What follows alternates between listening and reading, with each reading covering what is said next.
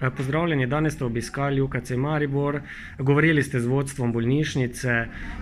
seveda pomočnica direktorja za zdravstveno nego vas je popeljala po COVID intenzivnih enotah.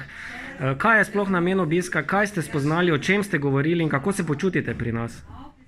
Ja,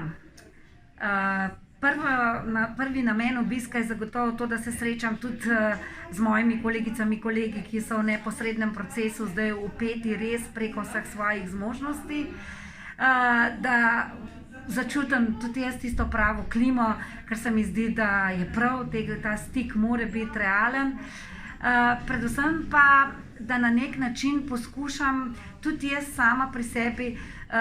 najti tiste priložnosti, možnosti izboljšav in seveda, tako smo si bili vsi enotni, tako zdravniki z medicinskimi sestrami, z vsemi, ki so vpeti v zdravstveno dogajanje, da je digitalizacija tista, ki je nujna in najbolj potrebna, da tukaj zgubljamo veliko moči, veliko časa in da če bi zdaj imeli to zadevo morda nekoliko boljše izpopolnjeno, ne nekoliko boljše, če bi jo imeli sodobno, tako kot to bi moralo v sodobnem zdravstvu, ki ga strokovnjaki nudijo izgledati, bi pač nam veliko pomenilo. Sicer pa smo si vsi enotni, da pacienti zaenkrat so še vsi oskrbljeni, še vsem je nudena zdravstvena obravnava, ampak ja, vsi zaposleni pa že na robu svojih moči